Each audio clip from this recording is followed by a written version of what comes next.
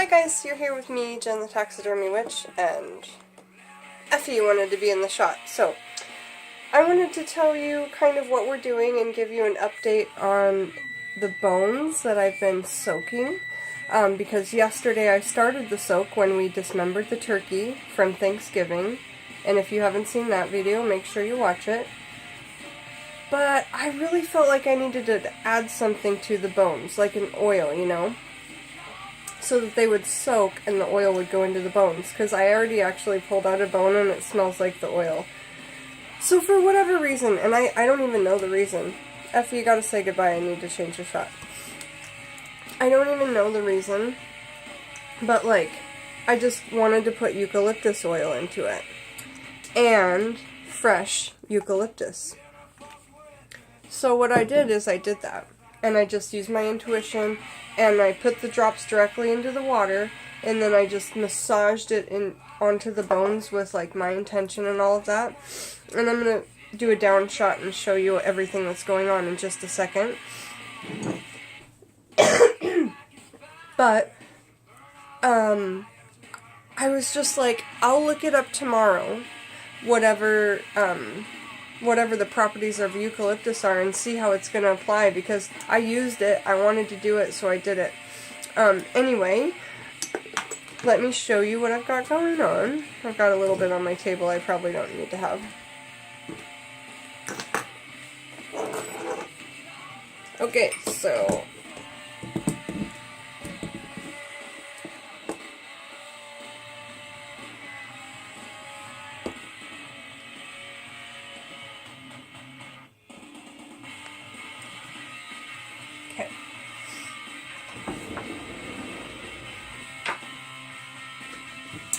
I know that this is a funky shot, y'all, and I can't really see what's going on, but I'm just gonna say, can you see in here the eucalyptus leaves? I don't want to put my hands in here right now because I have to touch the screen after this, but there's oil drops all over this. It's brought the oils out of the meat, and when I took a bone out to kind of feel it, it's feeling really dry, and that was and the tissues are falling off really easy.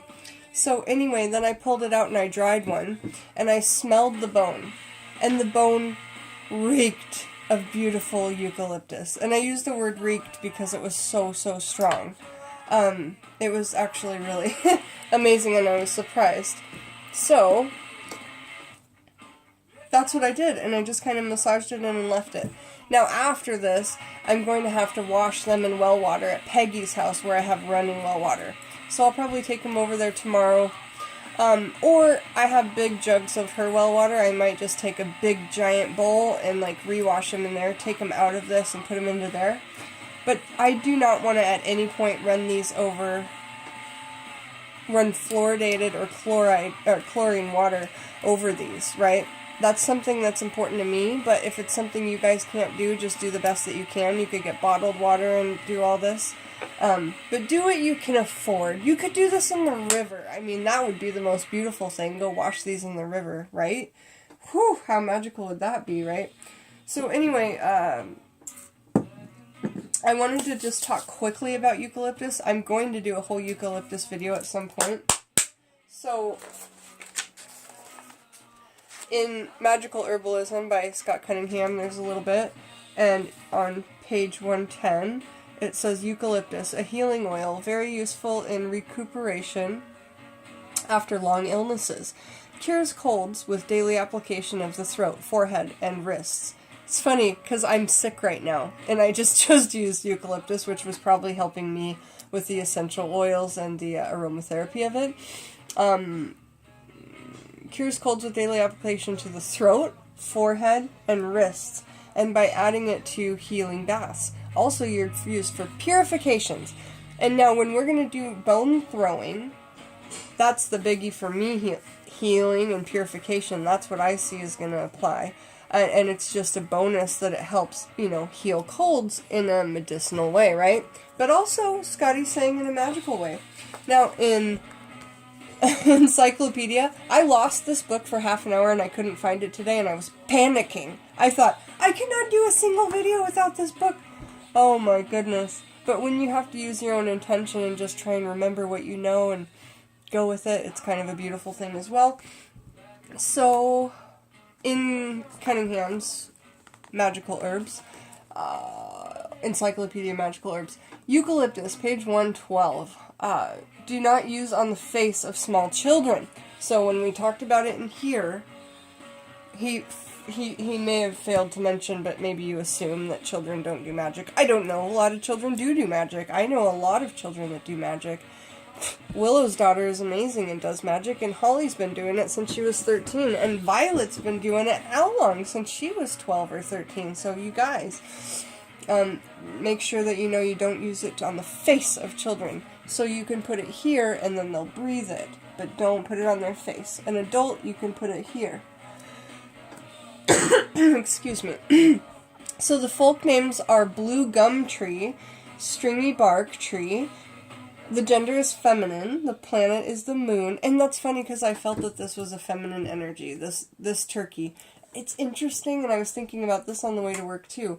It's interesting that I'm using, for a bone throwing set, one whole spirit. You know, I didn't get to keep every bone from here, and I probably won't use every bone like these really, really big ones. Maybe I will, who knows. I'm going to give you guys a preview on my bones. But I will show you all my bones when they're done. But all the curios are collected. Okay, oh, I lost my thought because the record stopped. Do you see how that happens for me? I apologize. Apparently I need music to work. Who else is like that? I hope y'all are like that. I'll be doing a few videos this evening, so you'll see me in the same outfit. My apologies, but I can't change for every video. That'd be silly. Right? I only have like 12 dresses. No, I've got like 20. We're listening to the Nirvana In Utero album. It is such a good album. It's such a good album. Alright, so back to this, Jennifer. We're talking about eucalyptus, yeah?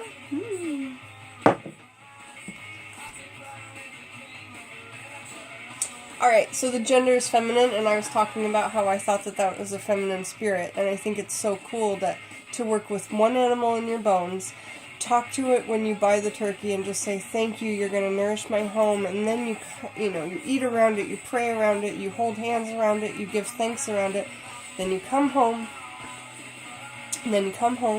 and you collect even the ones of the family has eaten off of, so you have their DNA, right? And then you keep as much as you can. It's one spirit of the animal.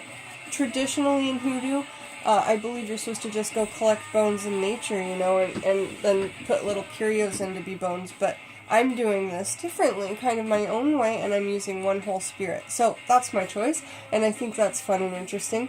Planet the moon. So maybe I'll scry with this at night since I use the eucalyptus oil. Element water. It's so cool. I'm soaking it in water. See, that's fun. Powers, healing, and protection. So when I use these bones to do divination with, and I'm going to know that I'm going to use, the influence of that will be for healing and protection. And maybe my tarot cards will be for love and money. And maybe I have a wax scrying that I do for future, what's going to happen in my future. So you can have all these different ways of divination that you can put into different crafts, tarot for money and love, and this for healing and protection, and that for that. So I think that's a super cool idea I just came up with on the spot on the way to work in the car. The leaves are used to stuff healing topics and are carried to maintain good health, to relieve colds. Green candles with the leaves and pods and burn them to the socket, visualizing the person or yourself as being completely healthy. So you really, guys, get into your visualizations. You have to get good at them. Really, when you get good at them, your workings will happen so much faster, so much more proficient, so much more on point. The visualization is really a big part of what I think can really help you. Alright, so Where were we? Visualizing. And being completely healthy, visualizing that. Also hang a small branch or twig of eucalyptus over the bed when you're sick. Of course, just hang a little bit of this with some string over the bed. So simple, you know? That's a 3-minute video, how to, you know, help your...